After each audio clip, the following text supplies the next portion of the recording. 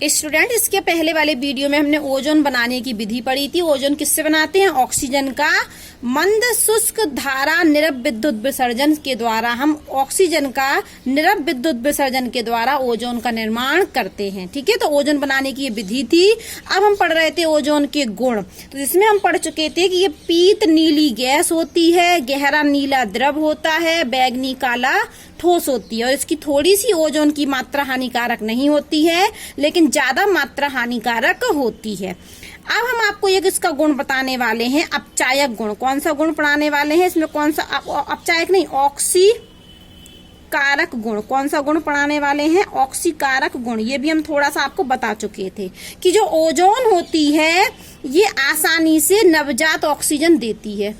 Ozone टूट जाता है तो किसमें टूटता है? O2 और O में। तो इस O को हम क्या कहते हैं? नवजात ऑक्सीजन। और ये नवजात ऑक्सीजन बहुत क्रियाशील होती है।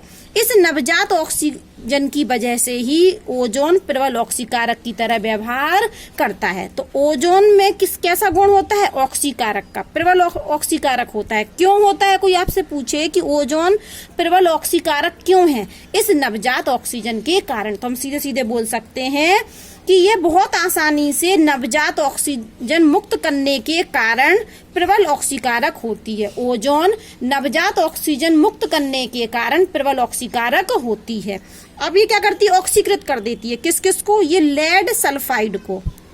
ये नवजात ऑक्सीजन, देखो ये लिखा है नवजात ऑक्सीजन, लेड सल्फाइड को लेड सल्फेट में ऑक्सीकृत कर देती है और आयोडाइड आयन को आयोडीन में ऑक्सीकृत कर देती है। तो हमें यहाँ से जो आयोडीन मुक्त होती है, इस आयोडीन को हम क्या करते हैं? सोडियम थायोसल्फेट विलयन के द्वारा अनुमापन करते हैं। इस आयोडीन का सोडियम थायोसल्फेट के द्वारा अनुमापन करते हैं और इस अनुमापन के द्वारा हम ओजोन का मात्रात्मक आकलन करते हैं। तो क्वेश्चन आता है कि ओजोन का मात्रात्मक आकलन कैसे करते हैं? सबसे पहले हम लिखेंगे कि आयोडाइड को ओजोन क्या करती है? आयोडीन में बदल देती है और इस आयोडीन का हम मानक सोडियम थायोसल्फेट से अनुमापन करते हैं और अनुमापन के द्वारा हम ओजोन का मात्रात्मक आकलन कर देते हैं। ठीक है, इतना हम पढ़ा चुके थे। अब हम नई बात सुनिए कि सुपरसोनिक जो जेट विमान होते हैं, कौन से विमान?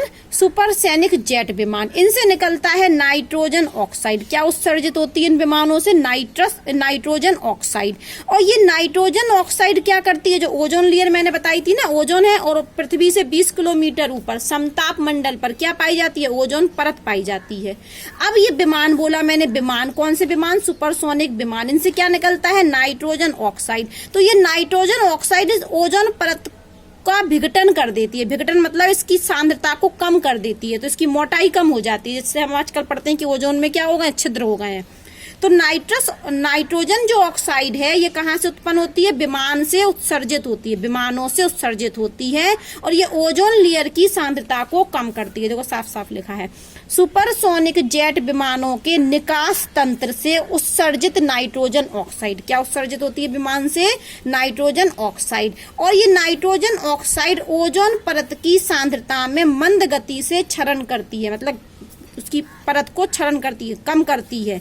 या हम सीधे सीधे बोले कि ये नाइट्रोजन ऑक्साइड ओजोन का विघटन कर देती है। इसकी एक रिएक्शन है, क्या होता है? ये है हमारा नाइट्रोजन ऑक्साइड, ये विमान से मिला और ये ऊपर गई जैसे नाइट्रोजन ऑक्साइड समताप मंडल पर, तो ओजोन को विघटन कर देगी। ओजोन को किसमें बदल देगी? O2 में। और क्या निकल जाएगा? NO2। तो ओजोन की क्या हुई? सांद्रता में कमी हो गई। ओजोन का क्या हो गया? विघटन। तो नाइट्रोजन ऑक्साइड ओजोन का विघटन कर देती है। और सुनिए, नाइट्रोजन ऑक्साइड तो करती ही करती है, संग में जो फ्रियोन होते हैं, क्लोरोफ्लोरोकार्बन को हम फ्रियोन नाम से जानते हैं। ये वैसे तो अक्रिय होते हैं, लेकिन ऊपर समताप मंडल में फ्रियोन भी ऊपर समताप मंडल में ओजोन का विघटन कर देते हैं। जैसे नाइट्रोजन ऑक्साइड ओजोन का विघटन कर देती है, उसी तरीके से क्लोरोफ्लोरोकार्बन भी ओजोन का विघटन कर देते हैं। तो ये दोनों ही क्या हैं? ओजोन लेयर के लिए खतरा हैं। ये दोनों ही गैसें ओजोन परत के लिए खतरा हैं। और ये फ्रियोन का उपयोग हम करते कहाँ हैं? एरोसोल के स्प्रे में और प्रशीतक में, रेफ्रिजरेटर के रूप में किया जाता है। अब हम पढ़ने वाले हैं ओजोन की अनुनाद संरचना। क्या पढ़ने वाले हैं? ओजोन की अनुनाद संरचना। ओजोन में कितने O? 3 O। तो एक O हमने ये बनाया, एक O हमने ये बनाया, एक O हमने ये बनाया। आप जानते हो कि इसकी बाहरी कोश में कितने इलेक्ट्रॉन होते हैं? 6 इलेक्ट्रॉन। इसमें भी 6 इलेक्ट्रॉन, इसमें भी 6 इलेक्ट्रॉन, इसमें भी 6 इलेक्ट्रॉन। तो इस O ने और इस O ने 2-2 इलेक्ट्रॉनों की क्या कर ली? शेयरिंग। जैसी शेयरिंग की तो इसके पास भी 8 हो गए, इसके पास भी 8 हो गए। ठीक है, यहाँ पर कितने इलेक्ट्रॉन थे? 1 2 3 4 5 6 थे। ये 2 कहाँ आ गए? शेयरिंग में, इसलिए ये 2 हमने नहीं दिखाए। इसके पास भी 6 थे, 1 2 और 3 4 5 6। ये वाले 2 इलेक्ट्रॉन 5 और 6वें नंबर वाला कहाँ आ गया? शेयरिंग में। तो अब इसके पास कितने हो गए? 1 2 3 4 5 6 7 8। इसके पास भी 8 हो गए। अब इस O का क्या होगा? यहाँ से ये क्या बनाएगा? सिंगल बॉन्ड बना लिया। अब ये ऐसा भी हो सकता कि ये यहाँ सिंगल बॉन्ड बना ले, यहाँ डबल बॉन्ड बना ले। ठीक है, इसके पास 2 लोन पेयर, इसके पास 2 लोन पेयर, इसके पास होंगे 3 लोन पेयर। यह हम मिक्स करके कहें हाइब्रिड और संरचना तो क्या होगी? यहाँ भी नहीं, डेड डेड डैश, और यहाँ भी डेड डेड डैश। कहीं भी डबल बॉन्ड यहाँ भी हो सकता है और यहाँ भी हो सकता है। ये तो होगी इसकी अनुनाद संरचना। और इसका जो कोण होता है कितना? इसका जो कोण होता है वो कोण होता है, आपस में जो कोण होता है, ये जो कोण होता है वो होता है 117 डिग्री। और जो बंध लंबाई होती है, बंध लंबाई वो होती है 128 पिकोनोमीटर। क्या होती है? 128 पिकोनोमीटर। तो ये हो गई ओजोन के थोड़े से गुण बता दिए और थोड़ी सी अनुनाद संरचना बता दी। हाँ, और ओजोन का उपयोग और पढ़ लीजिए। ये एक कीटाणु नाशक है, रोगाणु रहित है। ठीक है, इसका हम उपयोग नवजात ऑक्सीजन के कारण इसका उपयोग विरंजक के रूप में भी करते हैं। किसको? तेलों, हाथी दांत, आटे, स्टार्च आदि को विरंजित करने में। विरंजित मतलब रंग उड़ाने में। तो नवजात ऑक्सीजन क्या करती है? विरंजक की तरह कार्य करती है और ऑक्सीकारक की तरह तो व्यवहार करता है ओजोन। तो ओजोन ऑक्सीकारक की तरह व्यवहार करता है नवजात ऑक्सीजन की वजह से, और नवजात ऑक्सीजन की वजह से इसमें विरंजक का भी गुण होता है। ठीक है, अब हम पढ़ेंगे सल्फर के अपर रूप। क्या पढ़ेंगे? सल्फर के अपर रूप।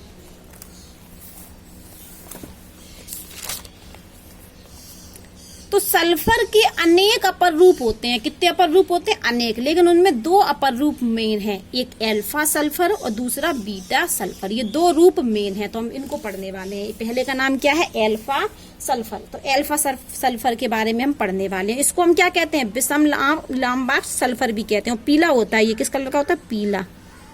तो इसको हम बोलते हैं पीला विषलाम्बक सल्फर। और एक होता है बीटा सल्फर, जिसको हम क्या बोलते हैं? एकांत सल्फर। मोनोक्लोनिक ये रोम्बिक होता है। तो अब हम पढ़ने वाले हैं कि एल्फा सल्फर जो होता है, वापस सुन लीजिए, सल्फर के अनेक अपर रूप होते हैं, लेकिन 2 अपर रूप इसमें मुख्य हैं, एल्फा सल्फर और बीटा सल्फर। तो एल्फा सल्फर जो होता है वो कमरे के तापमान पर तो स्थायी होता है। क्या होता है? कमरे के तापमान पर स्थायी होता है। लेकिन एल्फा सल्फर कमरे के तापमान पर तो स्थायी होता है, लेकिन यदि हम इसको कितना कर दें, कमरे के तापमान पर स्थायी होता है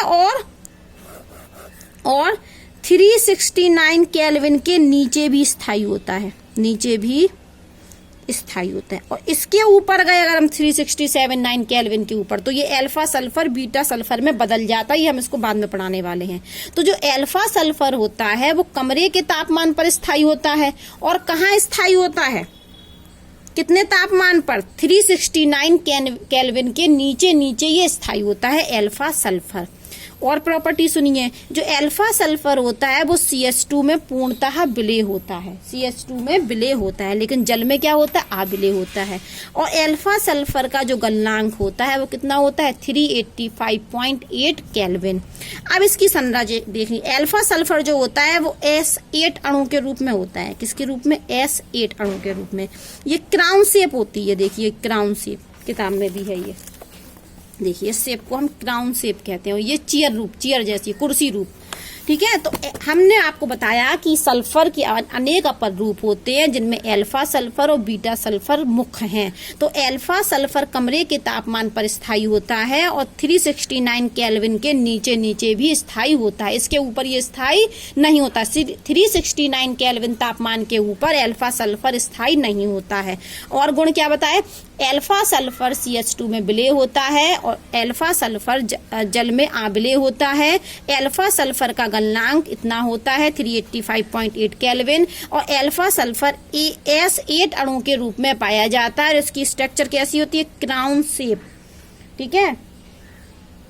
अब हम आए बीटा सल्फर पर, जिसको हम मोनोक्लिनिक भी बोलते हैं और एकांताक्ष सल्फर भी बोलते हैं।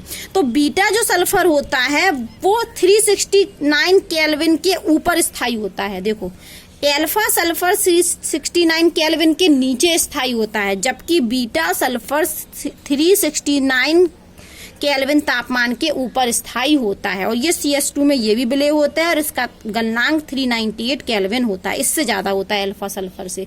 और ये किस रूप में पाया जाता है, S6। देखो यहाँ पर कितने S थे, 1 2 3 4 5 6 7 8, S8 अणु के रूप में। बीटा सल्फर S6, 1 2 3 4 5 6 है। ये कैसी स्ट्रक्चर होती है, कुर्सियर शेप, कुर्सी रूप। और इनमें जो बीटा सल्फर होता है तो इनमें जो कोण होता है वो 102.2 डिग्री होता है, जबकि यहाँ पर कोण कितना होता है, 107 डिग्री। यहाँ पर जो बंध लंबाई होती है वो 204 पिकोनोमीटर होती है और यहाँ पर बंध लंबाई कितनी होती है, 205.7 पिकोनोमीटर। इतनी बात समझ में आई, वापस सुन लीजिए।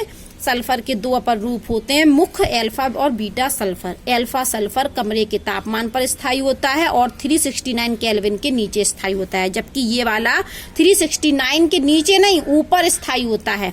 ये भी CH2 में विलय है, ये भी CH2 में विलय है। इसका गलनांक 385.8 केल्विन होता है, इसका गलनांक 398 केल्विन होता है, इससे ज्यादा होता है। ये क्राउन शेप में पाया जाता है S8 अणु के रूप में। इनका इतना कोण, इतना बंध लंबाई होती है। और ये S6 अणु के रूप में पाया जाता है, कुर्सी रूप इसकी संरचना होती है, इतना इतना कोण होता है। अब ध्यान से सुनिए, ये स्पेशल बात आ रही है इस तापमान पर। हम कह रहे हैं कभी ये इस तापमान के नीचे ये वाला स्थायी है, इस तापमान के ऊपर ये अनस्थायी है। तो यहाँ पर हमने यहाँ पर एक स्केल ले लिया, मान लो ये तापमान हमने मान लिया कि 369 केल्विन। तो 369 केल्विन के नीचे नीचे कम पे तो कौन सा सल्फर स्थायी है, अल्फा सल्फर। यही बात बोली थी हमने कि अल्फा सल्फर 369 केल्विन के नीचे स्थायी होता है और जबकि बीटा सल्फर इसके ऊपर। तो यहाँ पर इस स्केल से ऐसे हम ऊपर बढ़े तापमान के, तो यहाँ पर कौन सा स्थायी होगा, बीटा सल्फर स्थायी होगा। और इम्पोर्टेंट बात यह है कि 369 पर दोनों ही रूप, दोनों ही स्थायी होते हैं। दोनों मतलब अल्फा एंड बीटा सल्फर दोनों स्थायी होते हैं। कुछ समझ में आया? इस तापमान पर दोनों ही अपर रूप स्थायी होते हैं, अल्फा वाला भी अपर रूप और बीटा वाला भी अपर रूप। और इस तापमान के नीचे कौन स्थायी होता है, अल्फा सल्फर, और इस तापमान के ऊपर बीटा सल्फर। इसलिए इस तापमान को 369 केल्विन तापमान को हम ट्रांजिशन टेम्परेचर के नाम से जानते हैं, संक्रमण ताप के नाम से जानते हैं। तो 369 क्या है, संक्रमण ताप है, ट्रांजिशन टेम्परेचर है। और इस तापमान पर दोनों अपर रूप स्थायी होते हैं। दोनों अपर रूप कैसे होते हैं, स्थायी। लेकिन इस तापमान से कम पर अल्फा रूप स्थायी होता है, बीटा अस्थायी होता है, और इस तापमान के ऊपर बीटा स्थायी होता है और अल्फा अस्थायी होता है। इसलिए इस तापमान को हम संक्रमण ताप के नाम से जानते हैं। अब एक उदाहरण आपको दिया गया है कि प्रश्न दिया है कि सल्फर का कौन सा रूप अनुचुंबकीय व्यवहार प्रदर्शित करता है। सल्फर का कौन सा रूप अनुचुंबकीय व्यवहार प्रदर्शित करता है। तो हम आपको बता दें S2 करता है। ये तो S6 है, ये S8 है, लेकिन अनुचुंबकीय व्यवहार कौन प्रदर्शित करता है, S2। लगभग 1000 केल्विन तापमान पर, कितने तापमान पर, लगभग 1000 केल्विन तापमान पर S2 बनता है। और ये S2O2 की तरह ही, S2 में ऑक्सीजन की तरह ही एंटी बॉन्डिंग पाई ऑर्बिटल में अयुग्मित इलेक्ट्रॉन होते हैं। हम थोड़ा आपको अलग से बता दें, आपने उसमें केमिकल बॉन्डिंग में पढ़े होंगे सिग्मा स्टार, पाई और पाई स्टार। तो ये स्टार वाले क्या होते थे, एंटी बॉन्डिंग ऑर्बिटल, और ये क्या होते थे, बॉन्डिंग ऑर्बिटल, याद कीजिए। तो यहाँ पर जैसे O2 में एंटी बॉन्डिंग में अयुग्मित इलेक्ट्रॉन होते हैं, उसी प्रकार से क्वेश्चन है कि सल्फर का कौन सा रूप अनुचुंबकीय होता है। तो आंसर में क्या लिखना, S2। S2 क्या होता है, अनुचुंबकीय, और ये बनता कब है, 1000 केल्विन तापमान पर S2 बनता है। और ये कैसा होता है, अनुचुंबकीय। क्यों अनुचुंबकीय होता है, हम पहले ही जानते हैं। अनुचुंबकीय में क्या होना चाहिए, पहले तो हमको ये पता होना चाहिए कि अनुचुंबकीय जो पदार्थ होते हैं उनमें कम से कम एक अयुग्मित इलेक्ट्रॉन होना ही चाहिए,